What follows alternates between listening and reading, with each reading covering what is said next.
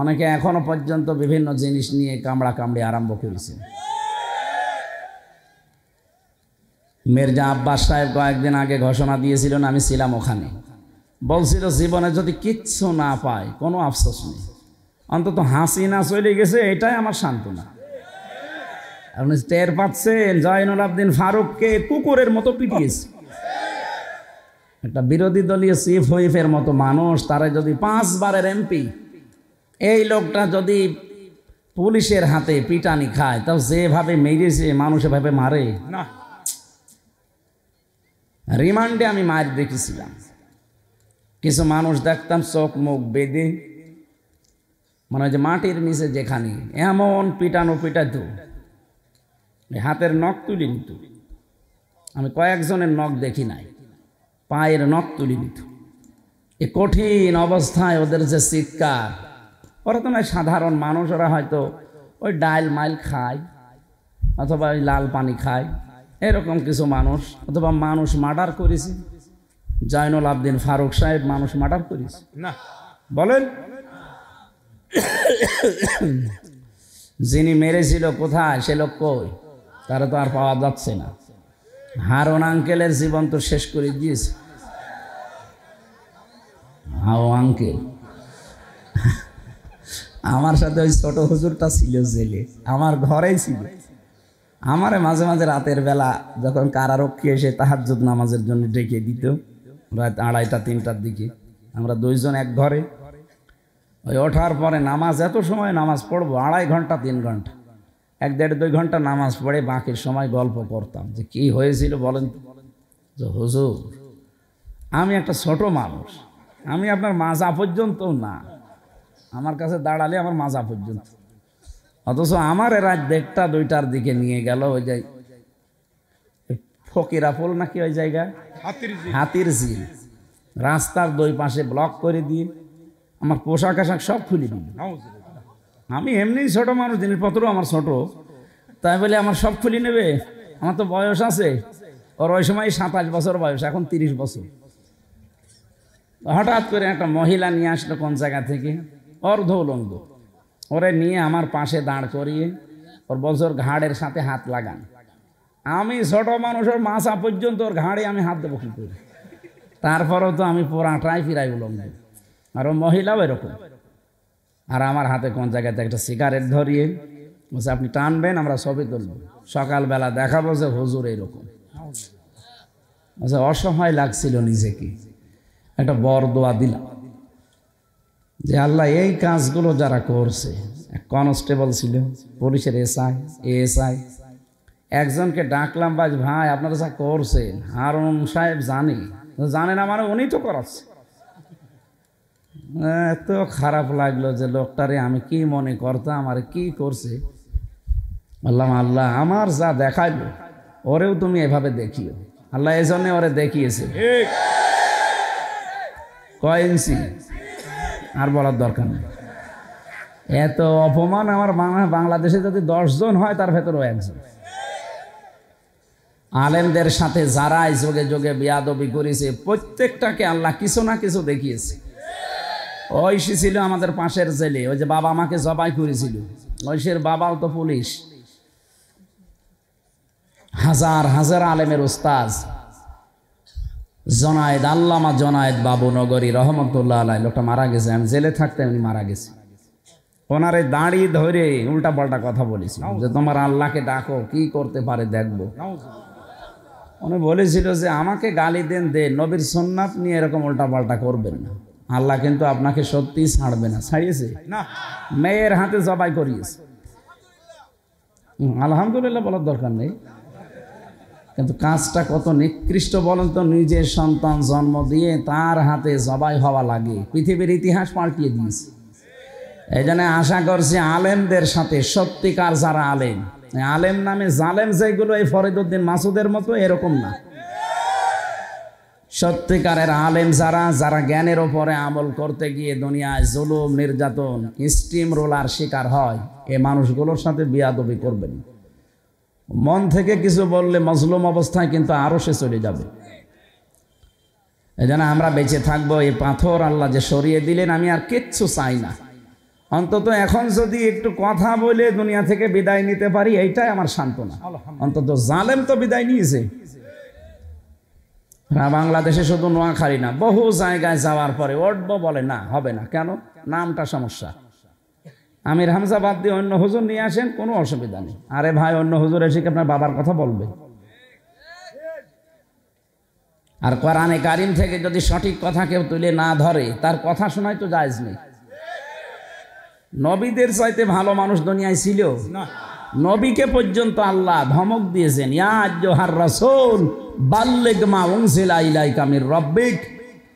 হে রাসূল, আপনাকে আমি যেটা দিলাম এটা যদি প্রচার না করেন, এটা যদি তাবলীগ না করেন, এটা মানুষকে যদি না শোনান, তাহলে রেসালাতের যে বিশাল দায়িত্ব দিয়ে পাঠালাম আপনি ওটা পালনই করেনি। পালনই হসাই আছে সে। ওয়াইল্লাম তাফাল ফামা বাল্লাগতা রিসালাতা আল্লাহু ইয়াসিমুকা মিনান নাস। আমি আল্লাহ বলছি, ইয়াসিমু এটা মজারি, বর্তমান ভবিষ্যৎ, প্রেজেন্ট ফিউচার।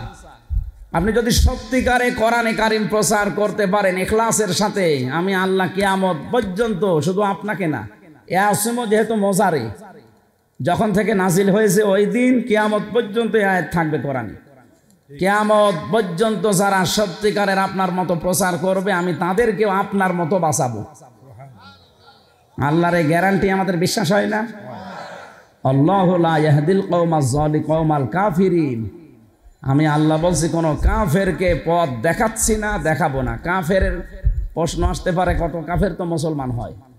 জবাব হচ্ছে, কাফারা ইয়াকফুরু শব্দের শাব্দিক অর্থ জানা শোনার পরে গোপন করা।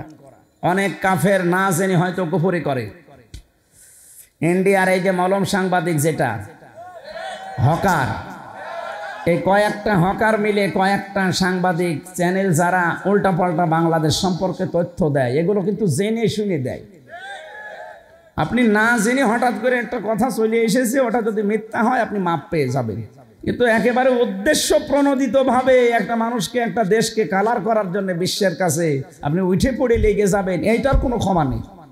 আর এইরকম মানুষকে আল্লাহ আর পথ দেখায় না। কথা বুঝতেছেন?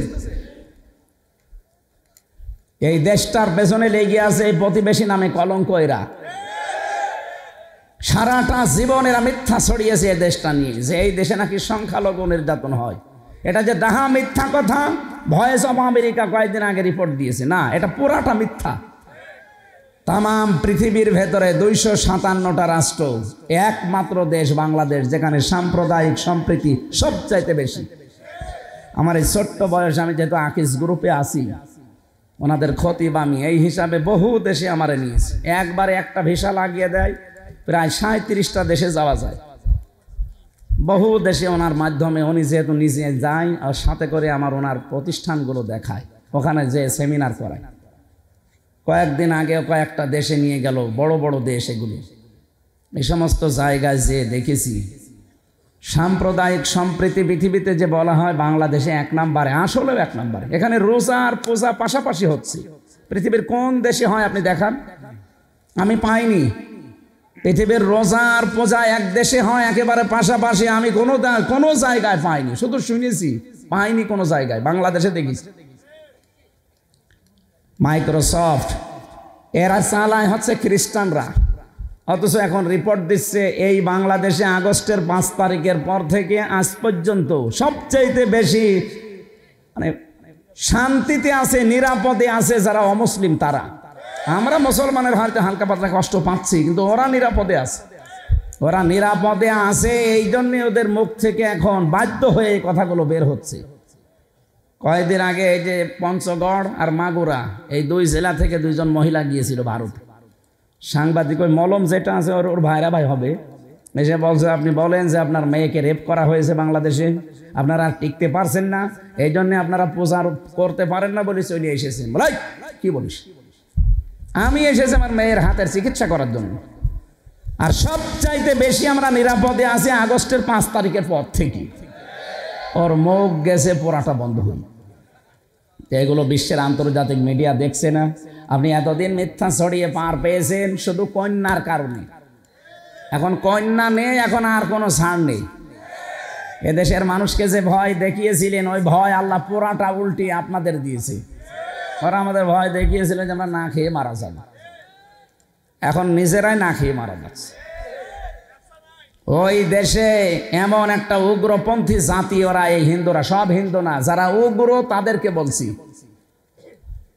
এই মোদি সাহেবের মুরিদ যারা, এরা এত নিকৃষ্ট পর্যায়ে পৌঁছিয়েছে, খ্রিস্টান 2টা যুবতী মেয়েকে উলঙ্গ করে রাস্তায় হাঁটিয়েছে। ডোনাল্ড ট্রাম্প একজন খ্রিস্টান, কি সে বোঝে না, সে দেখেন, সে জাতে মাতাল হলো তাহলে ঠিক আছে।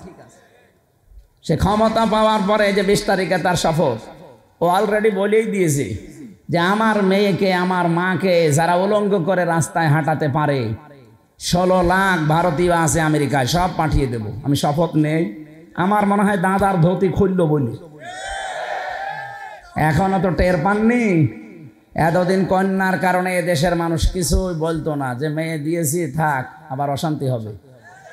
এখন কন্যা চলে গেছে জীবনের মতো, আমাদের আর অশান্তির কোনো ভাবনা চিন্তা নেই। যা করবেন মেয়ের নিয়ে করেন গা, এই কথা বলেন না কেন? এই বিশাল পাথর যিনি সরালেন তাকে বলেন আলহামদুলিল্লাহ। দরুদ আর সালাম পড়ছি আমাদের নবী মুহাম্মদ রাসূলুল্লাহ সাল্লাল্লাহু আলাইহি ওয়াসাল্লামের প্রতি।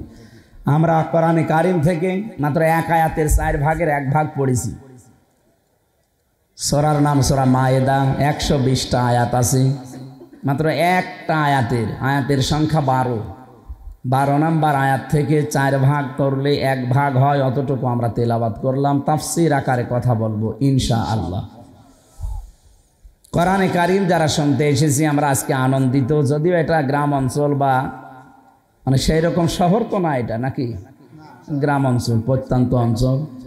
শুধু কোরআনের কারণে আজকের এই সাজ দেখতে পাচ্ছেন। বাইরের থেকে দেখেন মনে হচ্ছে যে জান্নাতে প্রবেশ করছি। কি সুন্দর করে সাজিয়েছে লাইটিং দিয়ে, এরপরে প্রজেক্টর দিয়ে।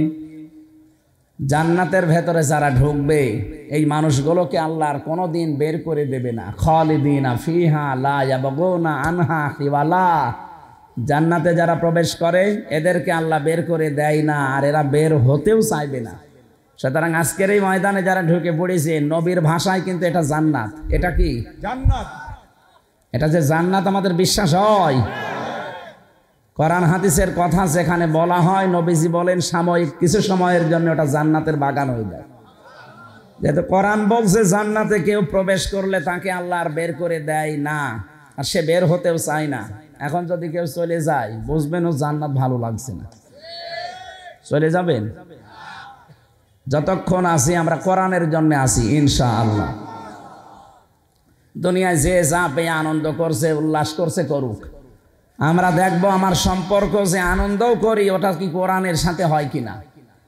দুনিয়ার একেবারে শুরু থেকে যা করব শেষ পর্যন্ত সব যদি কোরআন কেন্দ্রিক হয় তাহলে আপনি আনন্দ করতে পারেন।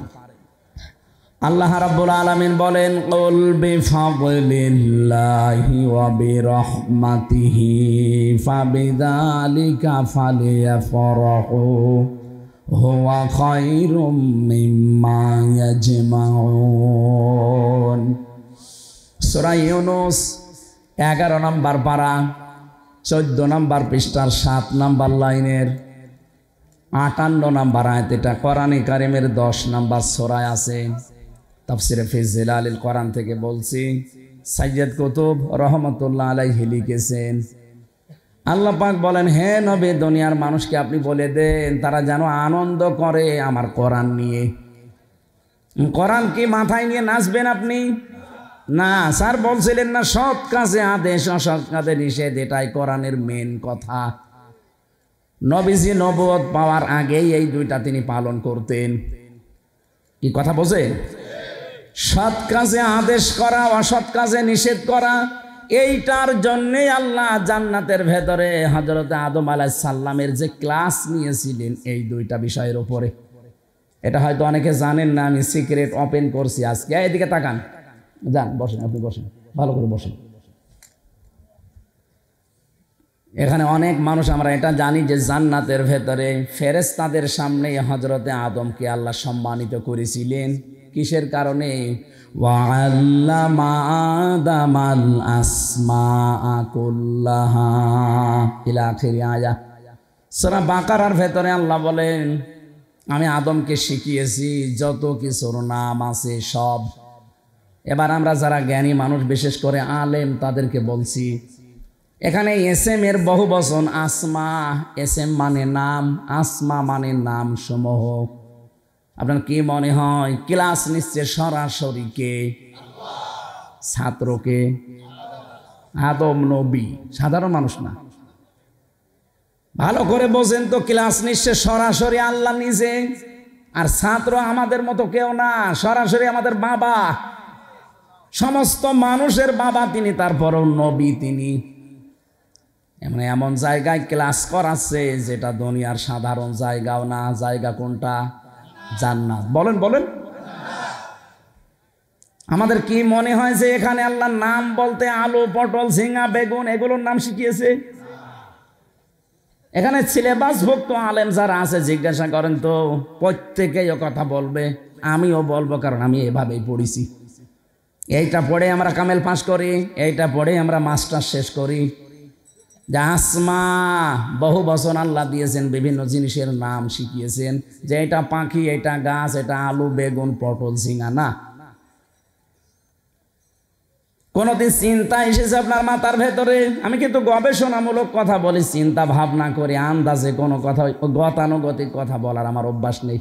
আমি কেন বলবো আন্দাজে? মোসানবীর কাহিনী 2.5 ঘন্টা, আপনি কিছুই পেলেন না। 5 মিনিট শুনবেন, ওখান থেকে অন্তত 10টা শিক্ষা যেন বের হয়। ক্লাস একেবারে ক্লাসের মতো করা লাগবে। আসেন না আপনারা? কোনদিন ভাবনা চিন্তা আসে যে আল্লাহ ক্লাস করায়, নবী ক্লাস করছে, জায়গাটা জান্নাত, কত বড় গুরুত্বপূর্ণ একটা ক্লাস, ওখানে এরকম জিনিসের নাম শিখিয়ে আল্লাহ করবে কি? মুফাসসিরিন ইকরাম, যত এখন আধুনিক মুফাসসির যারা চিন্তা ভাবনা করে তারা লিখছে, আল্লাহ পাক ওই জায়গায় শিখিয়েছিলেন সমস্ত ন্যায় এবং সমস্ত অন্যায়। কিয়ামত পর্যন্ত যত ন্যায় এবং অন্যায়ের আসল বিষয় ওই এক ক্লাসে আল্লাহ সব আদমকে শিখিয়ে দিয়েছেন। প্রশ্ন আসতে পারে, তাহলে আমরা, হ্যাঁ ওই ক্লাসে আমরা ছিলাম না, কিন্তু আমরা তার সন্তান। আদমের পৃষ্ঠদেশ থেকে যখন আমাদেরকে আল্লাহ বের করেন, ওয়াইদা খাযা রাব্বুকা মিন বানি আদামা মিন যুহুরিহিম যুররিয়াতাহুম ওয়া আশহাদাহুম ইলা আখিরি আয়া। আল্লাহ পাক বলেন, আমি আদমের পৃষ্ঠদেশ থেকে পৃথিবীর যত মানুষ কিয়ামত পর্যন্ত আসবে সবাইকে এক টানে বের করেছিলাম, যেটা আলমে আরো বলা হয় রুহের জগৎ। ওই একদিন ওনার পৃষ্ঠদেশ থেকে আমাদেরকে আল্লাহ বের করলেন। ওনাকে যেহেতু আল্লাহ ক্লাস করিয়ে একদিনে যত ন্যায় এবং অন্যায় বিষয়গুলো জানিয়ে দিয়েছেন, আমরা লেখাপড়া যদি নাও করি, কোনটা ন্যায় কোনটা অন্যায় ওই ক্লাসের মাধ্যমে আদম আলাইহিস সালামের কাছ থেকে বাবা হিসাবে সন্তানে আমরা পেয়ে গেছি। আপনি দেখবেন লেখাপড়া জানে না, তারপরেও ন্যায় এটা এটা অন্যায়ও কিন্তু জানে, মানতে পারে না হয়তো তার বিবেক বা তার ইমানের কারণে, কিন্তু লোকটা জানে যে এটা ন্যায় না অন্যায়। আপনি কোন দিন শিখেছিলেন এটা? ওই যে একেবারে ওই জায়গা থেকে চলে আসতেছে বাবার কাছ থেকে। এটা দুনিয়ার আসল কাজই এইটা, যত ন্যায় এবং যত অন্যায় এই দুইটা বিষয় নবীজিও পর্যন্ত নবুয়ত পাওয়ার আগেই তিনি এগুলোই ছিলেন। এই জন্য মানুষ তাকে আল আমিন বলতো, আস সাদিক বলতো। আমার এখান থেকে যে শিক্ষার বিষয়, আপনি আরো চিন্তা ভাবনা করে আয়াতটা পড়বেন, আরো আধুনিক যে তাফসিরগুলো আছে, আরো ব্যাখ্যা বিশ্লেষণ করা আছে, আপনার জ্ঞানের পরিধি আরো বাড়তে থাকবে। আমরুনা বিল মারুফ, শুধু না যে ভালো কাজে আদেশ করো, অন্যায় কাজে নিষেধ করো। এই শব্দটা পড়লেই যেন মনে হয় আমি পরিচিত কোন জায়গা থেকে। এই যে তামরুনা বিল মারুফ, মারুফ মানে পরিচিত, মারুফ মানে কি? এই শব্দটা উরফুন থেকে এসেছে, আইন রফা, আরাফা। এই যে আরাফাতের ময়দান বলা হয় কেন? কারণ ওই ময়দানে আদম আর হাওয়া পরিচিত হয়েছিলেন। তাহলে দুনিয়ার যত ভালো কাজ, যত ন্যায় কাজ, এটার সাথে আমরা আগেই পরিচিত। যত অন্যায় কাজ বাধা দেওয়া লাগবে, এটার সাথে আমরা আগেই পরিচিত। এটা আমাদেরকে দুনিয়ায় এসে আল্লাহ পরিচয় করাননি, এটা আমরা জন্মগতভাবেই পরিচিত। হযরতে আদম নবীকে আল্লাহ ক্লাসে যেহেতু এটা শিখিয়ে তার সম্মানটা বাড়িয়ে দিয়েছেন, এই জন্য দুনিয়াতে যারা জ্ঞান অর্জন করতে থাকবে তাদের মর্যাদা আল্লাহ দিনের পর দিন বাড়াতেই থাকবে।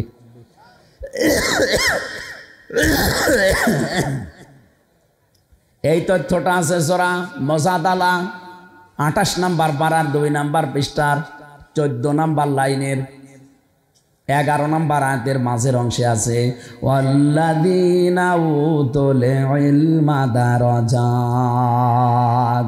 তোমাদের ভেতরে যারা জ্ঞান অর্জন করবে, এলেম পাবে, দিনের পর দিন আমি আল্লাহ তাদের মর্যাদা বাড়াতেই থাকবো।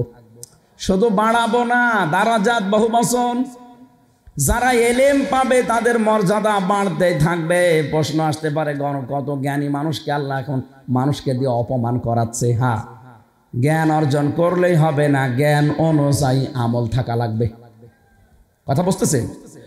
সত্যিকার অর্থে নিজের যোগ্যতা এবং জ্ঞান অনুযায়ী কোনো মানুষ যদি সঠিক থাকতে পারে, হ্যাঁ ঝড় ঝাপটা আসবে কিন্তু তার টিকে থাকা লাগবে। ও যদি সত্যি টিকে থাকতে পারে, নাও থাকতে পারে, দিন যত যাবে ওর মর্যাদা আল্লাহ তত বাড়িয়ে দেবে। এ 15.5 বছরে যারা বৈষম্যের শিকার ছিল, সঠিকভাবে চলতে গিয়েও তারা পারে নাই, এর পরেও কিন্তু প্রশাসন বলেন, বিচার ব্যবস্থা বলেন, শিক্ষা ব্যবস্থা বলেন, স্বাস্থ্য ব্যবস্থা, সব জায়গায় অনেকে চেষ্টা চালিয়েছে কিন্তু পারে নাই। এই মানুষগুলোর দিকে আজ তাকান, তাদের সম্মান মর্যাদা আল্লাহ কিন্তু বাড়াতেই আছে। আমি নাম ধরে বলতে পারি কিন্তু বললাম না। তাহলে এখান থেকে আমরা শিখলাম কি? এ পৃথিবীতে কঠিন অবস্থা যতই আসুক, আমি আমার চেয়ারের সাথে যেন বেঈমানি না করি, আমি আমার গদির সাথে যেন বেঈমানি না করি। আমার যে যোগ্যতা, যে পাওয়ার বা যে জায়গাটা আল্লাহ আমাকে দিয়েছিল, ওই জায়গার সাথে যেন আমি ধোঁকাবাজি না করি। তাহলে দিন যত যাবে আমার মর্যাদা দুনিয়ার মানুষের কাছে কমতেই থাকবে। দুনিয়াতে সবচাইতে বেশি জ্ঞান অনুযায়ী, এলেম অনুযায়ী কাজ করেছিলেন বেশি কারা বলেন তো? কারা? নবীরা। কারা? কোরআনে কারীম জানিয়েছে ইয়া হাসরাতান আলাল ইবাদ মা ইয়াতিহিম মির রাসূলিন ইল্লা কানু বিহি ইস্তাহজিউন। সূরা ইয়াসিন 23 নম্বর পারার 1 নম্বর পৃষ্ঠা 7 নম্বর লাইনের 2 নম্বর রুকের এটা 30 নম্বর আয়াতে আছে। এটা আমি তাফসিরে ইবনে কাসির থেকে বলছি। আল্লাহ পাক বলেন, আমার আফসোস লাগে, আমার আফসোস, আমার আক্ষেপ, দুনিয়ায় এমন কোন নবী রাসূল পাঠালাম না যার সাথে সমসাময়িক মানুষেরা ঠাট্টা করে নাই, বিদ্রুপ করে নাই। বলেন তো নবীদের চরিত্র কি খারাপ ছিল? বলেন বলেন, কেন তাদের সাথে ঠাট্টা বিদ্রুপ করেছে? একটাই কারণ, তারা তাদের জ্ঞান অনুযায়ী, যোগ্যতা অনুযায়ী কাজ করতে গেছে। আজ দুনিয়াতে সত্যি যারা ওই যে আদম নবীর পাওয়া থেকে যে জ্ঞান, পরিচিত জ্ঞান, এই জ্ঞানের উপরে সত্যি যারা আমাজ টিকে থাকতে চাবে, আমল করতে চাবে, কাজ করতে চাবে, দেখবেন তাদের মর্যাদা সম্মান নিয়ে অনেকে টানাটানি করবে। কিন্তু তাদের ভেতরে মহব্বত সৃষ্টির ভেতরে আল্লাহ নিজে তৈরি করে দেবে। আমি আল্লামা সাঈদীর নাম বলছি, বহু চেষ্টা চালিয়েছে তাকে কালার করার জন্যে, কিছু শয়তান লোক ছাড়া সবাই তাকে ভালোবাসে। মাঝে মাঝে আমি দেখতাম জেল থেকে যখন নিয়েছি, তো আমার আগে থাকতো উনি পিছন ভ্যানে 1-1.5 কিলোমিটার 2 কিলোমিটার মানুষ দৌড়াতো, মহিলারা, হুজুর কোনো ভয় নেই, আপনার আফসোস করবেন না, ও জালেমদের কোনো কথা আমরা বিশ্বাস করি না। অথচ পুলিশ পেছনে পেছনে আছে, পুলিশের ভয় থাকার পরও তারা নির্দ্বিধায় আমাদেরকে শোনাতো, কোনো চিন্তা নেই। ওই যে ফাঁকা দিয়ে একটু মুখ বের করলে দেখতাম মহিলারা কিছু দৌড়াচ্ছে, চিনি না জানি না, অথচ ওর ভেতরে মহব্বত তৈরি করে দিয়েছে আল্লামার জন্য কে? ইন্নাল্লাযীনা আমানু ওয়া আমিলুস সালিহাতি সায়াজআলু লাহুমুর রাহমানু ওয়াদ্দা। সূরা মারিয়াম 96 নম্বর আয়াত 16 নম্বর পারার 11 নম্বর পৃষ্ঠা 1 নম্বর লাইনে আছে। যত তাফসির আমি আয়াতের সাথে মিলিয়েছি, প্রত্যেক মুফাসসির আয়াতে বাংলা একই কথা লিখেছেন। প্রায় 42টা মিলিয়েছিলাম ভার্সিটি থাকাকালীন, এই যে বোদ্দা শব্দটা নিয়ে। আল্লাহ জানিয়েছেন সত্যি যারা ঈমান এনেছে, নোয়াখালীবাসী, নোয়াখালী না এটা, এদিকে তাকান। আল্লাহ পুরা কোরআনে যেখানেই দেখবেন ঈমানের কথা জানিয়েছে সেখানে ঈমান পেয়েছে, এ কথা বলেননি? প্রত্যেক জায়গায় তিনি বলেছে যারা ঈমান। এই ক্লাস চলছে না? 1 2 ছেলে ফেলে জবাব দেয়, দেখেছে? এইভাবে জবাব দেবেন যদি বুঝে থাকবেন, আর না বুঝলে চুপ করে থাকবেন। পুরা কোরআনে ঈমান কেন্দ্রিক যত কথা আছে এটা প্রায় 903 জায়গায় পাবেন পুরা কোরআন শরীফে। প্রত্যেকটা জায়গায় ডাইরেক্ট হোক ইনডাইরেক্ট হোক প্রত্যেক জায়গায় আল্লাহ আমাদেরকে ডাক দিয়েছেন যারা ঈমান এনেছেন না ঈমান পেয়েছেন। এবার আপনি নিজের দিকে তাকিয়ে বলেন তো, আপনি কি ঈমান এনেছেন না ঈমান পেয়েছেন? না না, ঈমান এনেছেন কবে? আপনি ঈমান পেয়েছেন। আপনার মা বাবা পূর্বপুরুষ যারা মুসলমান ছিল তাদের পক্ষে এসেছেন, ঘরে এসেছেন, এর জন্য আপনি ঈমানদার। কোনদিন ঈমান এনেছেন? না। হয়তো ছোটবেলায় আরবি পড়তাম, মক্তবে, এখানে মাদ্রাসার উদ্যোগে মনে হয় মাহফিল, এখানেও দেখবেন কায়দার পেছনে লেখা আছে এটা আমানতু বিল্লাহি কামা হুয়া বিআসমাইহি ওয়া সিফাতিহি ওয়া ক্বাবিলতু জামিয়া আহকামিহি ওয়া আরকানিহি। 5টা বিষয়, এই 5টার স্বীকৃতি দেওয়া লাগে, তারপর আপনি ঈমান এনেছেন বলে গণ্য হবেন। আমরা যারা এখানে আছি আমরা ঈমান আনি নাই, ঈমান পেয়েছি। বলেন ঈমান। 5টা বিষয় এখন যদি বলি আপনি একটার ভেতরও টিকবেন না। অথচ ছোটবেলায় ওইটা আগে পড়িয়েছে, আলিফ বা তা সা পড়ানোর পরে দেখি ওইটা মুখস্থ করা তো আগে। ওই সময় ছোট ছিলাম, বুঝি না, এখন দেখি সবই ওর ভেতরে। আমানতু বিল্লাহ, আমি ঈমান আনলাম এমন আল্লাহর উপরে, না আমি ঈমান পেলাম এমন আল্লাহর উপরে। আমি এমন আল্লাহর উপরে ঈমান আনলাম কামা হুয়া, যার অস্তিত্ব আছে, বিআসমাইহি, যার নাম আছে, ও সিফাতিহি, যার গুণাগুণ আছে, ক্বাবিলতু জামিয়া, আমি তার যত কিছু আছে আমি সব কবুল করে নিলাম, স্বীকার করে নিলাম, মেনে নিলাম। আহকামিহি ওয়া আরকানিহি, এখানে আহকাম হুকুমের বহু বচন আহকাম, আর রকনের বহু বচন আরকান। যত হুকুম তিনি আমার জন্য দিয়েছেন, যত খুঁটি আমার জন্য আছে সব আমি শক্ত করে ধরলাম। ইসলামের খুঁটি কয়টা বলেন তো? আরো জোরে বলেন। আপনি কায়দায় সে ছোটবেলায় সার পর্যন্ত পড়েছে, আমরা কিন্তু শুধু পড়ে শেষ, এগুলো বাস্তবে বাস্তবায়নের কোনো পক্ষে আমরা নেই। এই জন্য আমরা ঈমান পেয়েছি আর সাহাবা একরাম ঈমান এনেছিলেন। এবার আমার প্রশ্ন কোরআনে কারিম থেকে, ঈমান যদি কেউ আনতে চায় তার প্রথম একটা কাজ আল্লাহ দিয়েছেন। নোয়াখালীবাসী ঈমান এনেছি বললে হবে না, ঈমান আনার আগে একটা কাজ আছে, ওটা হচ্ছে তাগুত ছেড়ে দেওয়া। নিজে নিজের জায়গা থেকে ভাবেন তো, আপনি কি ঈমান এনেছেন তাগুত সহকারে না তাগুত ছেড়ে দিয়ে? আগস্টের 5 তারিখের আগে একটা জরিপ পেয়েছিলাম আল জাজিরার, ওনারা জানাচ্ছিল বাংলাদেশে 100 জনের মাত্র 15 জন চায় যে দেশে কোরআনের আইন চালু হোক। 100 জনের মাত্র 15 জন। আগস্টের 5 তারিখের বাড়ি 3 দিন আগের রিপোর্ট একটা, মাত্র এই 3.5 মাসের ব্যবধানে এই দেশে এখন 100 জনের 58 জন মানুষ চাচ্ছে দেশে কোরআনের আইন চালু হোক। অনেক হিন্দু পর্যন্ত বলছে না কোরআন আসলে আমরা নিরাপদ থাকবো, তারা দেখছে তারা এখন। এবার বাস্তবে বলেন তো, ঈমান আনতে হলে যেটা ত্যাগ করা লাগে তার নাম তাগুত। কোরআনে কারীম জানিয়েছে ফামাই ইয়াকফুর বিত্তাগুতি ওয়া ইউমিন বিল্লাহ। সূরা বাকারা 3 নাম্বার পারা 1ম নাম্বার পৃষ্ঠা 13 নাম্বার লাইনের 256 নাম্বার আয়াতের মাঝের অংশে আছে, কে যদি ঈমান আনতে চায় আল্লাহ বলেন ওকে দায়িত্ব দিলাম ও যেন তাগুত ছেড়ে দেয়। কি ছাড়ে? তাগুত ছেড়ে দিয়ে যদি ঈমানের দাবি করে ফাকাদ ইসতামসাকা বিল উরওয়াতিল ওয়াসকা, সে এমন একটা মজবুত খুঁটি, একটা রশি ধারণ করবে, লাং ফিসাম আলাহা, জীবনও ছেড়ে যাবে না। এবার আয়াতটা বাংলাদেশের সাথে মিলান। এদেশে যারা তগুত ছেড়ে দিয়ে ইমান আনে তাদেরকে আপনি যতই জুলুম অত্যাচার করেন তার ইমান থেকে টলাতে পারবেন না। এই কথা বলছে না কেন? ডক্টর শফিকুল ইসলাম মাসুদ আমার আগে রিমান্ডে ছিল, যে অফিসার তাকে পিটিয়েছে এসে নিজে আমাকেও নিয়ে গিয়েছিল ওই ঘরে, বলছে এখানে মাসুদকে আমরা একেবারে ফুটবলের মতো লাথি দিয়েছি।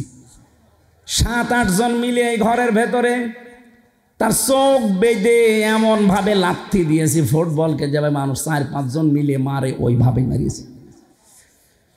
এত অত্যাচার জুলুম গেল। দেলাওয়ার ভাইয়ের কথাও বলছিল যে দেলাওয়ারকে আমরা এই তার গরম করে লজ্জাস্থানে ঢুকিয়েছি। ওরা ইমান এনেছিল তগুত ছেড়ে দিয়ে, এই জন্য টলাতে পারেনি। 57 দিন রিমান্ড দিয়েছে। বাংলাদেশের ইতিহাসে এই বেশি। এত কিছু করার পরও তার ইমান থেকে মানুষ টলাতে পারেনি। অথচ এই দেশে 15.5 বছরে কত বড় বড় ইমাম সাহেব পর্যন্ত ইমান হারিয়ে ফেলেছে, কারণ তারা ইমান এনেছে তগুত ছেড়ে না দিয়ে। জাতীয় মসজিদের ইমাম পর্যন্ত পালিয়ে গেছে, ইমানই ছিল না অথচ ইমামতি করতো। কি কথা বলছে না কেন? আরে ভাই, ইমান আনতে হলে আগে তগুত ছেড়ে দেওয়া লাগবে। সে নিজে নৌকা মার্কা নিয়ে দাঁড়াতো, তার ইমান থাকে কি করে? আমি তো বাস্তব কথা বলছি। আপনি একটা কথা কেউ পাশ কাটিয়ে যেতে পারবেন না। বলেন তো, যে লোকটা নৌকা মার্কা নিয়ে দাঁড়াতে পারে ওর ইমান আনা হয়েছে?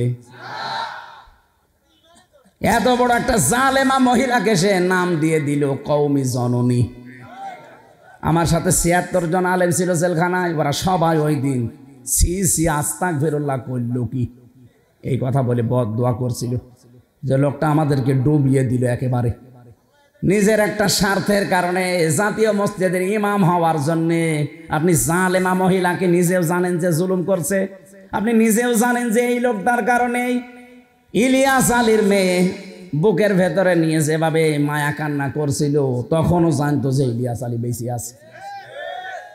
আমি আয়না ঘরে ছিলাম 10 দিন, প্রথম ওই মিনিটাই, বড়টাই না, মাঝে মাঝে দেখতাম পিটাতো মানুষকে রাতের বেলা, কান্নার আওয়াজ এত বেশি আসতো। 2-1 সময় তো এক জায়গায় করে দিত। বলতাম কি? বলছে আমাকে খুব পিটিয়েছে। বললাম এই জায়গার ছাড়া আরো গুরুত্বপূর্ণ কোনো জায়গা? হ্যাঁ, এছাড়া বড় জায়গা আছে, আমাদেরটা একটা ছোট, অথচ 2 বছর 5 বছর পড়ে আছে, কেউ জানে না দুনিয়ায়।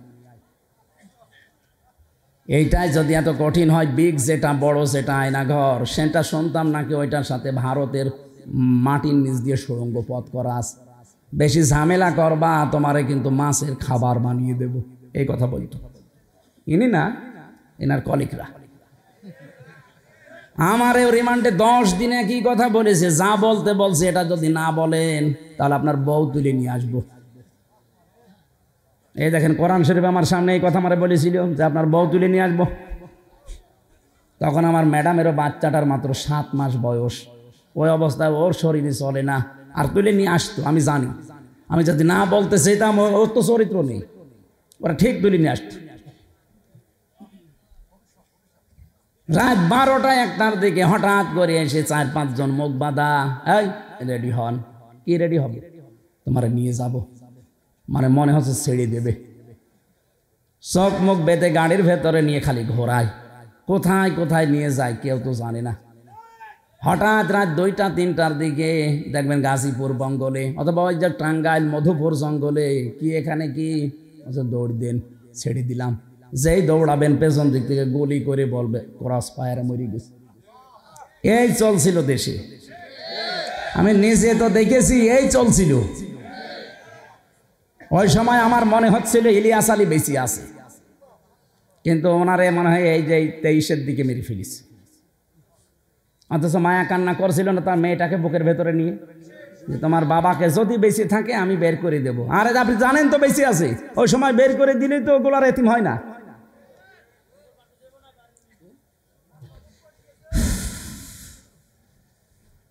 একটা মানুষ জানে না তার নাম কি, ওরা জিজ্ঞাসা করে ভাই আপনার নাম কি, মুখের দিকে তাকিয়ে থাকে। কারণ 8 বছর 10 বছর 14 বছর লোকটা আছে, জানেই না যে আমি আছি কিনা। এত বড় বড় নখ হয়ে যায়, এত বড় বড় নখ, চুল দাড়ি গোপ, মনে হচ্ছে যে জঙ্গল থেকে বেরিয়ে আসতেছে।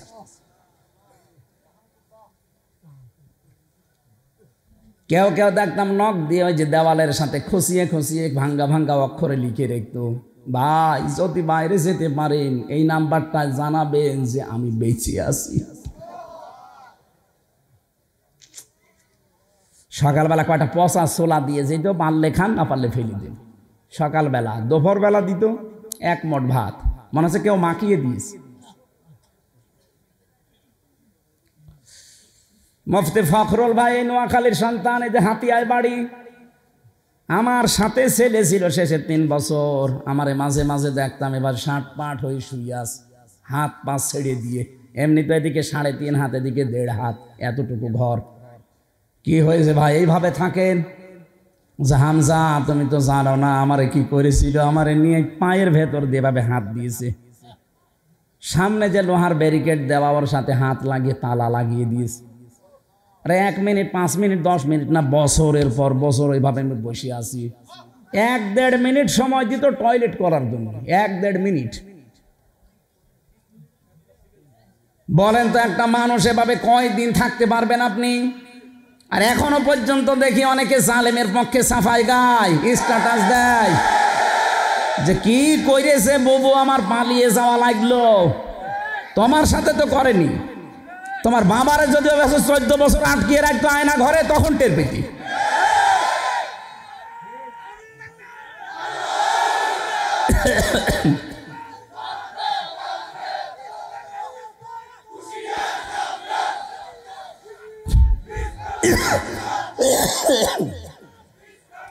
আলহামদুলিল্লাহ ভাই, না আপনি জানেন যে লোকটা জালেম, এরপরও সাফাই গান কি করে? আপনি অনেক কিছুর খবর জানতেন, এত বড় আলেম, এত বড় পীর, এত বড় ইমাম, তগত ছেড়ে না দিয়ে ইমান এনেছে, এজন্য ইমানের কোনো দাম নেই। বাতাস পাল্টিয়েছে, পালিয়েছে। পৃথিবীর ইতিহাস আপনি পাল্টিয়ে দিলেন। পৃথিবীর ইতিহাসে আমি এমন কোনো ইতিহাস পড়িনি যে একবারে 350 এমপি পালিয়ে চলে যায়। এমনকি জাতীয় মসজিদের ইমাম পর্যন্ত চলে গেছে। উনি এসেছিল, আবার 1.5-2 মাস পরে জোর করে ইমামতি করবে, জনগণ জুতা দিয়ে পিটিয়েছে। পরের দিন আবার স্ট্যাটাস দিয়েছে যে জুতা মেরেছে কিন্তু আমার গায়ে লাগেনি। মানুষের বিবেক মরে গেছে। তো জুতা গায়ে লাগা লাগবে? জুতা তুললেই তো মারা হয়ে যায়। এই কথা বলে না কেন? এই জন্য ইমান আনার আগে যে কাজটা, এটা যদি আপনি না করেন, দেখতে মনে হবে যে জান্নাত থেকে পালিয়ে এসেছেন, কিন্তু আপনার ইমান টিকিয়ে রাখতে পারবেন না। আমি আশা করছি কথা বুঝেছে। কি কথা বলে না কেন? জালেমদের বাড়ি ঘরগুলো আমাদের জন্য আল্লাহ নিদর্শন বানিয়েছেন। সূরা নমল 20 নাম্বার 19 নাম্বার পারা 20 নাম্বার পৃষ্ঠা 7 নাম্বার লাইনের 52 নাম্বার আয়াত। এটা বাড়ি যে আমার প্রত্যেকের মনে হয় পড়া দরকার একবার করে। আল্লাহ রাব্বুল আলামিন বলেন, ফাতিলকা বুয়ুতুহুম খাবিয়াতাম বিমা যালামু। এখানে যারা আরবি গ্রামার বোঝে, আলেম যারা, তাদেরকে বলছি দেখেন তো আল্লাহ যেন এইভাবে আঙ্গুল দিয়ে দেখিয়েছেন, ফাতিলকা বুয়ুতুহুম, বাইতুন না, বুয়ুত বহু বছর, হোম জমির। আল্লাহ যেন আগস্টের 5 তারিখে বিকাল বেলায় আয়াতটা আবার নাজিল করেছে আরেকবার। এইভাবে দেখাচ্ছেন, এই সেই ঘরগুলো, খাবিয়াতান, আমি জনশূন্য করে দিয়েছি, বিমা যালামু, জুলুমের কারণে। আয়াতটা কত বাস্তব আমি নিজে দেখেছি। কুষ্টিয়ায় হানিফের বাড়ি, বিকাল 5টা বাজতে বাজতে ওর বাড়ির ইট পর্যন্ত মানুষ খুলি নিয়ে চলে গেছে। ওটা এখন জনগণের পায়খানা। আল্লাহ বলেন বিমা যালামু, এদের জুলুমের কারণে আমি আল্লাহ ওদের বাড়ি ঘর পর্যন্ত অভিশপ্ত করে দিয়েছি। আমি একটা চিন্তা করেছিলাম যে এত বড় একটা নেতা, কাওয়া কাকুর পরে তার স্থান ছিল কি? হানিফের নাম শোনেননি? তার বাড়ি এখন যান, পায়খানার প্যান পর্যন্ত খুলি নিয়ে চলে গেছে। এত দাপট ছিল এই দেশে, এত এত নিকৃষ্ট পরিণতি আল্লাহ কেন করলো? আর এখন জনগণের টয়লেট হইল কেন? আমি ওই 16 সালে একবার হজে গিয়েছিলাম, ওইটার সাথে মিলালাম। হজ করার সময় চারিদিকে 7 চক্কর মারলাম। এরপরে উপরে যেয়ে দেখি পেটে ব্যথা। এক পুলিশকে ডাক দিলাম, ইয়া আখি তাল, এদিকে আসেন। এখানে আশপাশে কোনো ফার্মেসি আছে? আমার পেটে দারুণ ব্যথা করছে, এতক্ষণ তো আমার ভালোই লাগছিল। পুলিশ আমারে বলছে, ইয়া হাজি ওল হজ্জা তাই না বিলা দোকা। ও হাজি, দেশ কোথায়? জি তুমি বাংলাদেশ। বাংলাদেশ থেকে এসেছি। ওর ভাষা দিয়ে আমারে বলছে, হাজি আপনি জানেন না এটা কোন জায়গা? না তো। আবু জাহেলের বাড়ি।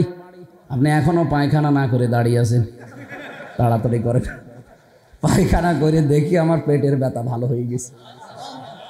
না, আমি সুবহানাল্লাহ বলার জন্য না, এখানে একটা শিক্ষা আছে। আল্লাহ যেন আমাকে জানাতে চাচ্ছে, হামজা এত টাকা খরচ করে 6,500 কিলোমিটার দূর থেকে আসলে আর এই শয়তানের মাকে বাড়িতে পায়খানা না করে চলে যাবা, তাড়াতাড়ি করো। আমার মনে হচ্ছে আগস্টের 5 তারিখের পরে আপনি সারা দেশের দিকে তাকান। আমি তো 630টা থানার কম বেশি প্রায় জায়গায় আমার এখন যাওয়া হয়ে গেছে। যেখানেই যাই দেখি জালেমদের বাড়ি ঘর সব জনশূন্য, সবগুলো জনশূন্য হয়ে পড়ে আছে। আপনি ঢাকার ওই বাড়িটার দিকে তাকান, কত আবেগ নিয়ে মানুষ সেখানে যে চুমা খেত বাড়িতে, অথচ বাড়িটা এখন জন টয়লেট, জাতীয় টয়লেট হয়ে গেছে। 8-9 জন 10 জন একবারে যাচ্ছে দেখছি, কেউ এদিকে কেউ এদিকে কেউ এদিকে, মনে হচ্ছে যে জামাত বদ্ধ টয়লেট চলছে। আমার মনে হয় অনেকের পেটে ব্যথা, এই ব্যথা দূর করার জন্য জায়গায় যাচ্ছে। এ পর্যন্ত ছিল জালেমদের, এর পরেরটা আমাদের, নাকি বলবো না? নিজেরটা আবার নিজের গায়ে লাগবে না তো। আল্লাহ পাকের পরেরটা আমাদের জন্য দিয়েছেন। কোন সূরা মনে আছে? এটা সূরা নমল। কোন সূরা? 19 নাম্বার পারা, 20 নাম্বার পৃষ্ঠা, 7 নাম্বার লাইনের 52 নাম্বার আয়াত। যে কোনো তাফসির বাংলায় যে পড়বেন আপনার ঈমান আরো দৃঢ় হবে যদি শিক্ষা নিতে পারেন। এর পরেরটা যেহেতু আমাদের জন্য, এবার শোনেন, ইন্না ফি যালিকা লায়াতাল লিকাউমিন ইয়ালামুন। এখানে যারা আলেম যারা দেখবেন 2টা তাকিদ দেওয়া আছে, ইন্না আর লামে তাকিদ। আল্লাহ বলেন অবশ্যই অবশ্যই এর ভেতরে শিক্ষা আছে যারা জ্ঞানী সম্প্রদায় তাদের জন্যে। জালেমদের বিশাল শিকড় যদি আমি আল্লাহ কেটে দিয়ে ওদের বাড়ি ঘর পর্যন্ত আজ উজাড় গৃহ বানিয়ে দিতে পারি, পরিত্যক্ত করে দিতে পারি, আগামীতে যারা চেয়ারে বসবে তারা যদি জনগণের ওপরে জুলুম করে, আমার আল্লাহ বলেন তাদের বাড়ি ঘর শ্মশান হয়ে যাবে। এই জন্য আমরা সাবধান থাকবো। আমার কথা ছিল, যদি ঈমান আনতে চান তাগুত ছেড়ে দেবেন। তাগুতটা কি এইটাই তো অনেকে জানে না। মা মানা তাগুত লোগাতানা সারহান, তাগুত কাকে বলে, এর পারিভাষিক আবিধানিক কি, এটা কত প্রকার, কিভাবে আপনি তাগুত চিনবেন? তাগুত প্রধানত 7 প্রকার। কত? এটা যদি কারো ভেতরে থাকে তাহলে তার ঈমান আনা এখনো হয়নি, ওগুলো আগে ছেড়ে দেওয়া লাগবে। 1 নম্বরে তাগুত মানে যারা, না আমি শেষ করে দেব। এরা কারা? এরা, এই বসো, শুধু প্রসাব পায়খানা আর বিড়ি খাওয়া ছাড়া বাইরে যেতে পারবেন না। না, অনেকে বিড়ি খায় স্যার, আমি দেখেছি। কারণ আপনাদের তো চট্টগ্রাম বিভাগ, চট্টগ্রাম আর সিলেটের জন্য বিড়ির মাসলা আলাদা, যদিও এগুলো তৈরি হয় সব আমাদের খুলনা বিভাগে, কিন্তু মাসলা এদের জন্য আলাদা। অনেকে ইমামও বিড়ি খায়, এখানে না খেলেও সিলেটে আর চট্টগ্রাম শহরে পেয়েছে। ইমাম সাহেব বিড়ি খেয়ে নামাজ পড়াচ্ছে। আমাদের বিভাগ খুলনা বিভাগ, খুলনা, বিশেষ করে খুলনা, রাজশাহী, রংপুর, বরিশাল, এই 4 বিভাগের মানুষ বিড়ি বানায়, কিন্তু ওরা খেয়ে অন্তত মসজিদে যায় না, অজু মজু করে যায়। এই জন্য কারা, এই জন্য নেশা লেগেছে মনে হয়। এই নেশা লেগেছে, হ্যাঁ যান তাড়াতাড়ি আসবেন, খেয়ে চলে আসবেন। না, একেবারে নেশা লাগলে তো ওরা ঠেকাতে পারবেন না।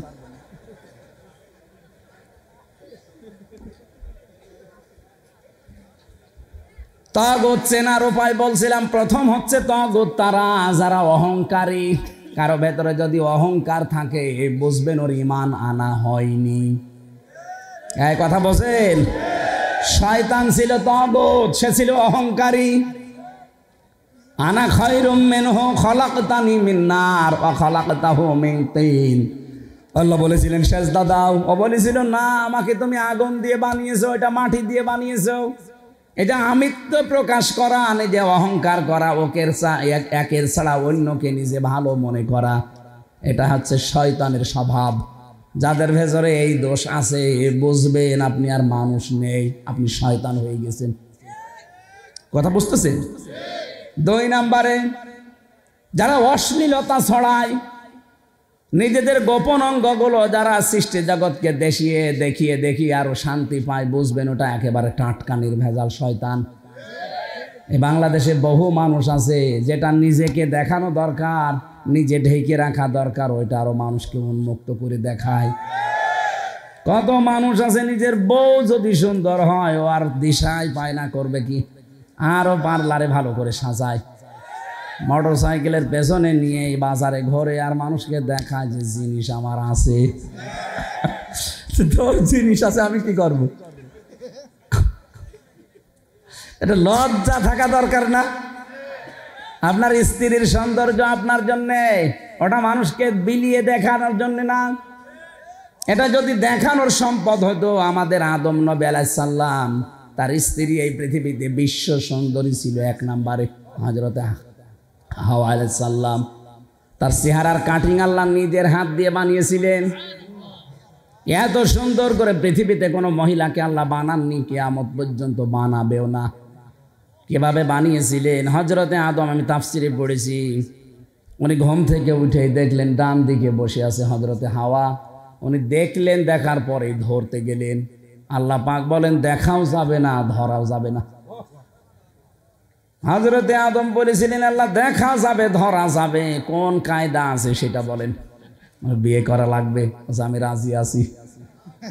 রাজি হলে হবে না, দেন মোহর দেওয়া লাগবে। তাহলে এখান থেকে মাসলা বের হয়, বিয়ে করতে হলে দেন মোহর শর্ত। সে একেবারে প্রথম দিন থেকে চলে আসতেছে, ওয়াতুহুন্না উজুরাহুন্না ফারিদা, দেন মোহর দেওয়া নফল না ফরজ?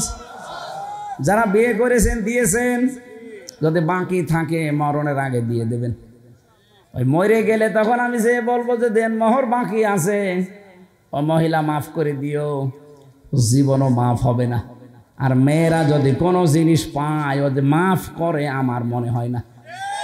কারণ আমার ম্যাডামকে আমি দেখেছি 200 টাকা যদি ধার করি 10 বার দেওয়ার পর শোধ হয় না। যখনই মনে হয় বলে টাকা আরে কয়বার দেব, 500 টাকা নিয়ে তো 10 বার দেওয়া হয়ে গেছে, তারপরে মনে হলেই টাকা চাই। আর আপনার দেন মোহর মাফ করে দিয়েছে, পুরা বাট পারি। ও যদি লজ্জার খাতিরে বলেও থাকে বাসর ঘরে মাফ হয়নি, ওটা দেওয়া লাগবে। আর আল্লাহ ফরজ করেছে, ওটা বউ মাফ করার কে? কি দেন মোহর ফরজ করেছে কে? আল্লাহ। এখন যদি শাহাবুদ্দিন সাহেব আমারে বলো হুজুর জেলখাটা মানুষ আপনি, আমি একটা সারা জীবন নামাজ কালাম পড়ছে, আপনি তো মুসাফির মানুষ, মাজলুম মানুষ, আপনার দোয়া কবুল হয়, আপনি কাজ করেন, আপনি আমার মাফ করে দিন, আমি আজকে থেকে আর নামাজ কালাম পড়বো না। আমি যদি বলি ঠিক আছে মাফ করে দিলাম, হবে? নামাজকে আমি দিয়েছি? কে দিয়েছে? নামাজও আল্লাহ দিয়েছে, উনি মাফ করা লাগবে। দেন মোহরও আল্লাহ দিয়েছে, উনি মাফ করা লাগবে। আপনি মাফ করছেন কোন কারণে? আর আমি জানি বললাম না মেয়েরা জীবনও মাফ করবে না, ও লজ্জার খাতিরে বাসর ঘরে কিছু বলতে পারে না, এই জন্য বলে ঠিক আছে যা। যখনই মনে হবে আমার ম্যাডামের মতো যদি 1 টাকা 10 বার চাই, ও দেন মোহর মনে হয় 10 বার নেওয়ার জিনিস হলে 10 বারই চাইতো। আশা করছি যারা দেননি এই কয়েক টাকা, এখন যদিও অনেকে লোক দেখানোর জন্য অনেক বেশি করে, এটা ঠিক না। সমর্থ অনুযায়ী করবেন, এটা দিয়ে দেওয়া লাগবে। হযরতে আদম বলেছিলেন মাবুদ দেন মোহর দেওয়ার আমার কিছু নেই। আল্লাহ বলেন আমি একটা আমার শেষ নবী মুহাম্মদুর রাসূলুল্লাহর নামে 10 বার দরুদ শরীফ পড়ো, ওইটাই দেন মোহর হয়ে যাবে। আমার মনে হয় এইরকম শরীয়ত যদি এখন থাকতো, যে দেন মোহর শুধু দরুদ শরীফ পড়লেই শোধ, এক একজন 50 টাকা করে বিয়ে করত। দেন মোহর বাকি আছে, দিয়ে দেবেন তো ইনশাল্লাহ। আর একটা মাসলা বলি আজকে থেকে, নোয়াখালী আলেমদের জেলা, সারা বাংলাদেশ জানে নোয়াখালী কুমিল্লা এই 2টা আলেমদের জেলা। এখান থেকে শরীয়ত যেন অন্তত কার্যকারী ভূমিকা পালন করে। শরীয়তে আছে বিয়ে করলে দেনমোহর দেওয়া লাগবে যেমন ফরজ, অলিমা করা লাগবে এটা সুন্নাত। অথচ আমাদের দেশে এখন অলিমা নেই, আছে শুধু বরযাত্রী। স্যারকে জিজ্ঞাসা করেন অলিমা করেছে কিনা, করেনি, বরযাত্রী খেয়েছে। আমিও পারছি না, কারণ আমি জানতাম না ওই সময়, এখন আমি জানি। এ স্যারের অবস্থা ওই, অলিমা করেছি কিনা, করেনি, বরযাত্রী গেছে। কোন শরীয়তে পেলেন আপনি বরযাত্রী যাওয়া লাগবে? মেয়ের বাড়ি থেকে যদি জোর করে কেউ একটা পানও খায় সেটাও জুলুম, আর আপনি 200-250 মানুষ নিয়ে তার মাথার উপরে চাপিয়ে দিচ্ছেন। ও তো 22 বছর 25 বছর এত কষ্ট করে একটা মেয়ে মানুষ করে দিল, ওর তো অন্তত শুকরিয়া আদায় করা দরকার। তারপরও 250-300 মানুষ নিয়ে আপনি ফকিরের মতো নির্লজ্জ মানুষ যারা বরযাত্রী যায়, এদের মতো ছোট লোক আজকে থেকে বরযাত্রী জীবনে আসাবেন না, কারণ এটা ইসলামে নেই। ইসলামে আছে অলিমা। অলিমা কি ছেলের বাড়ি হয় না মেয়ের বাড়ি? আশা করছে, আমার মনে হয় এটা মানবে না, কারণ এতদিনের অভ্যাস একবারে পাল্টায়। তারপরও শরীয়ত যেহেতু এটা মেনে নেওয়া লাগবে, আজকে থেকে কোনো বরযাত্রী আর আওয়াজ দিচ্ছে না, তার মানে যাবে। বরযাত্রী আর জীবনে কোনোদিন যাবেন? কারা কারা যাবেন না দেখি? হ্যাঁ, আন্দাজে হাত তুলেন না, মুনাফিক হয়ে যাবেন। তোলেন তোলেন তোলেন, তাড়াতাড়ি তোলেন। আলহামদুলিল্লাহ, এলাকায় মেয়ে বিয়ে দিয়ে শান্তি পাওয়া যাবে। অলিমা করবেন যদি আপনার সামর্থ্য থাকে। আমার ভাইরা, আমি যে কথা বলছিলাম মেয়েদেরকে, বিশেষ করে নিজের স্ত্রীকে, এটা প্রদর্শন করার জিনিস না, এটা নিজের আয়ত্তে রাখার জিনিস। যারা নিজের স্ত্রীকে, মেয়েকে, বেটার বউকে, বোনকে, ফুফুকে, নিজের মাকে আরও উলট পালট করে আরও মানুষকে দেখান, আর যারা দেখিয়ে নিজেরাও মজা পান, মনে করবেন আপনি শয়তান দ্বারা দখল হয়ে গেছেন। বাজার ঘাটে যাওয়া যায় না কিছু মানুষের যৌনতার কারণে, এমন উশৃঙ্খল পোশাক পরে শয়তান পর্যন্ত চিন্তা করে কত নিচে নেমেছে। আগে শুনতাম 4 পিস ছিল, ওখান থেকে 3 পিস, এরপরে 2 পিস। এখন বিশ্ববিদ্যালয়ে মাঝে মাঝে যে দেখি ও আর নেই 2 পিস, 1 পিস পরে এসেছে। একটা যুবতী মেয়ে, 18 বছর, 20 বছর, 22 বছর বয়স, 1 পিস পরে, বুকে কোনো ওড়না নেই, আর মাথা তো সেরকম। বলেন তো কেমন লাগে? ফার্স্ট ক্লাস শয়তান। একবার যশোরে, ওই সময় বিশ্ববিদ্যালয়ে মাস্টার্সে ছিলাম, যশোরে নামলাম, ওই যে ফালবাড়ি মোড়ে দেখে একটা মিছিল আসতেছে ইফটিজিং এর বিরুদ্ধে, ডাইরেক্ট অ্যাকশন। চিন্তা করলাম এখানে যদি আবার কোনো পুলিশ থাকে, এমনি তো হুজুর দেখলে সমস্যা, না জানি আবার ধরে কোন সালের অপরাধী বলে চালিয়ে দেয়। ঢুকলাম পাশে এক চার দোকানে, ঢুকে দেখি এক পুলিশ চা খাচ্ছে। আরে ভাই, আপনার যন্ত্রণায় আসলাম এখানে, আর আপনি আমার সাথে। হুজুর একটা কথা বলবো, বলো। এই যে মিছিল আসতেছে ইফটিজিং এর বিরুদ্ধে, ডাইরেক্ট অ্যাকশন, সরকার আমারে দায়িত্ব দিয়েছে মিছিল পাহারা দেওয়ার, যেন কোনো অঘটন না ঘটে।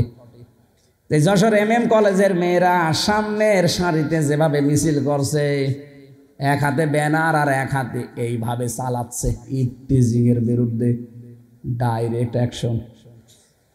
আমি তো যুবক মানুষ, যা দেখছি মনে হচ্ছে ইফটিজিং আমি আগে করি। ঠিকই বলিস আপনি, দায়িত্ব। আশা করছি যৌনতা ছড়ানো এখন থেকে বন্ধ করেন। ভারতের এই সাদের বন্ধ হলে আমরা অনেকটা স্বাভাবিক হব। মালদ্বীপের মতো একটা রাষ্ট্র, কতটুকু খালি দ্বীপ, এই দেশ এখন যিনি দায়িত্বে আছেন মোহাম্মদ মইজ্জু নাকি নাম, অনেক না মইজ্জু, দায়িত্ব নেওয়ার পরে ভারত থেকে 2টা জিনিস বঞ্চিত করে দিয়েছে। বলেন না, আমার সংস্কৃতি ধ্বংস করে যারা ভারতের সংস্কৃতি চাপিয়ে দিতে চায়, ওদের কোনো চ্যানেল আমার মালদ্বীপে চলবে না। বাংলাদেশে এখন যারা দায়িত্বে আছেন, আমার মনে হয় খুব তাড়াতাড়ি এটা করা দরকার। ভারতের এই 36টা চ্যানেল বন্ধ করে দেওয়া হবে। ওদের চ্যানেলে কোন শিক্ষা আছে? শুধু পরকীয়া প্রেম আর মানুষের সংসার ভাঙা ছাড়া কিচ্ছু নেই। মমতা ব্যানার্জি স্বীকার করেছে না, যেখানে খালি তালাতালি করা হয়, বউ শাশুড়ির দ্বন্দ্ব লাগানো হয়, আর পরকীয়া প্রেম শেখানো হয়। ওইটা শিখতে শিখতে এখন বাংলাদেশের দিকে তাকান, প্রতিদিন 2টা ছেলে মেয়ের মা চলে যাচ্ছে আরেকজনের সাথে আল্লাহর রাস্তায়।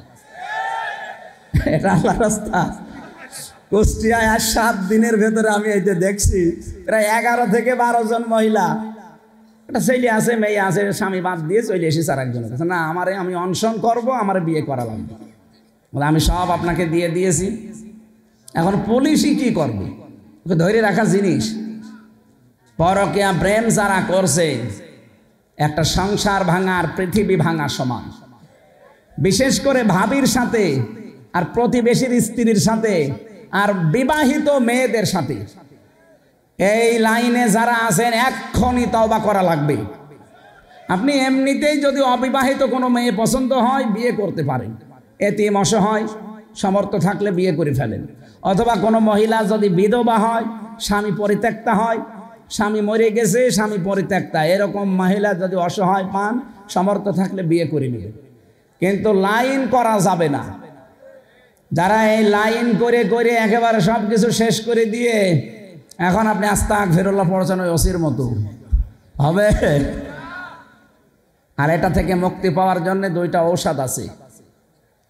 আপনাদের সময় বেশি হয়ে গেল মনে হয়।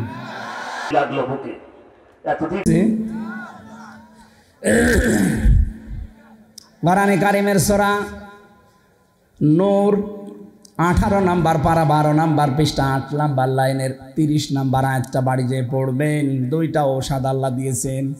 নিজের স্ত্রী যাদের ভালো লাগে না, অন্যের বউ দেখলে আকর্ষণ হয়, ভালো লাগে, তাদের জন্যে মাত্র 15 দিন পর্যন্ত একটু মেনে চলেন, দেখবেন আপনার মনের পরিবর্তন হয়ে গেছে।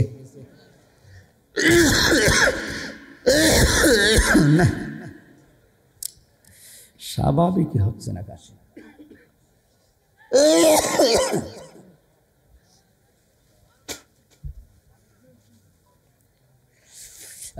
সুবহানাল্লাহ। একটু চা দেখি দেন, একটু চা দেন, জোরে জোরে দেন। লা ইলাহা ইল্লাল্লাহ সুবহানাল্লাহ আলহামদুলিল্লাহ। অনেকক্ষণ বসে আছেন তো সেই আসরের পর থেকে, এই জন্য অনেকে পোশাক পায়খানা বা বিভিন্ন কাজ আছে চলে যাচ্ছে। আমার শেষ করে দেবো নাকি?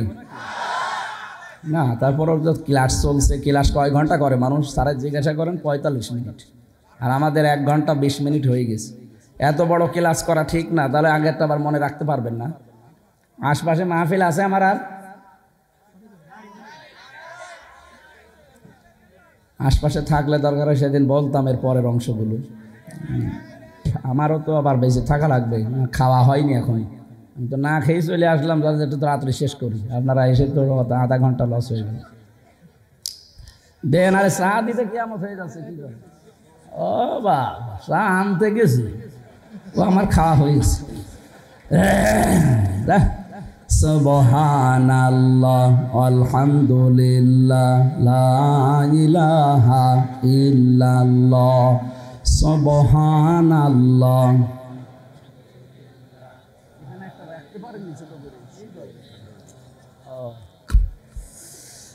লা ইলাহা ইল্লাল্লাহ মুহাম্মাদুর রাসূলুল্লাহ।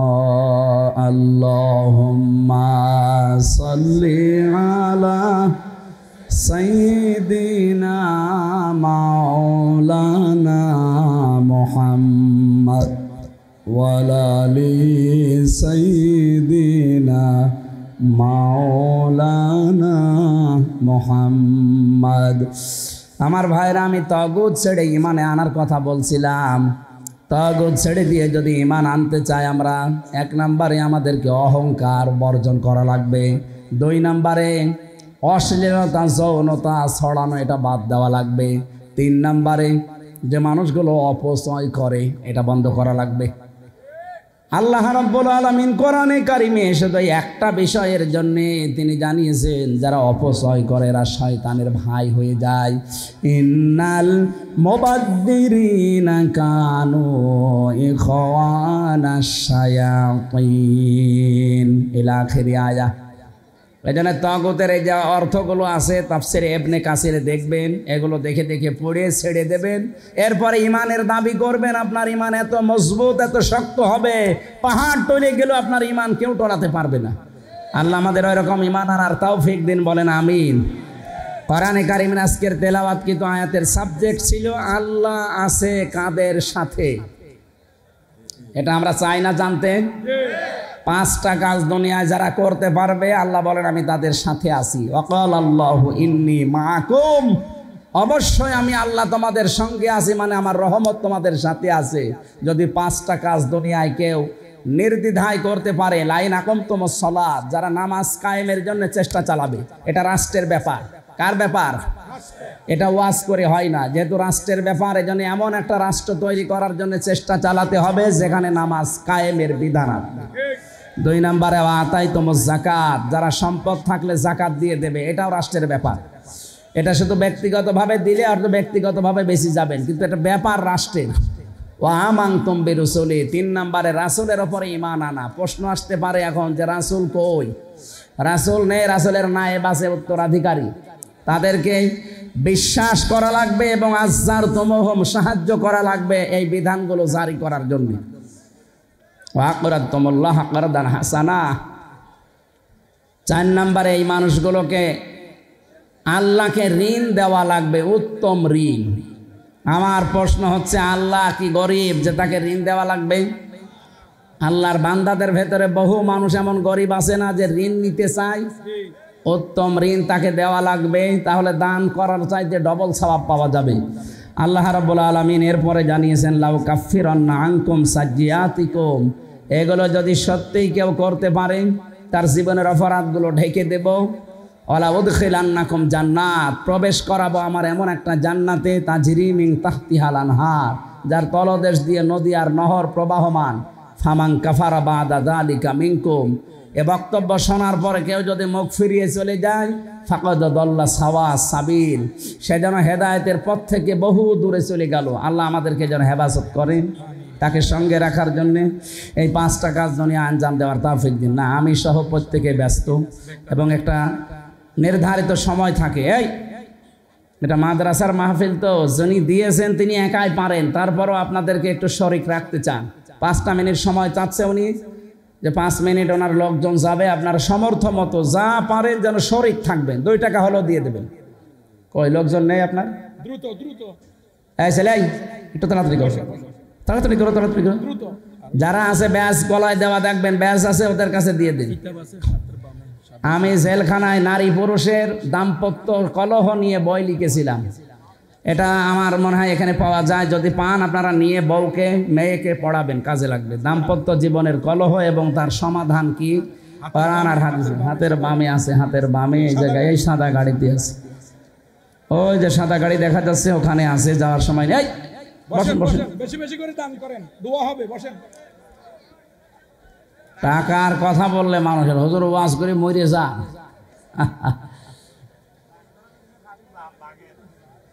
কি আশ্চর্য গো, টাকা তো না চাওয়া ভালো ছিল দেখছি না। এই নোয়াখালী তো বাংলাদেশের অন্যতম জেলা, যেখানে বললাম না এখানে ইসলাম মাইন্ডের লোকজন বেশি। কি করেন আপনারা?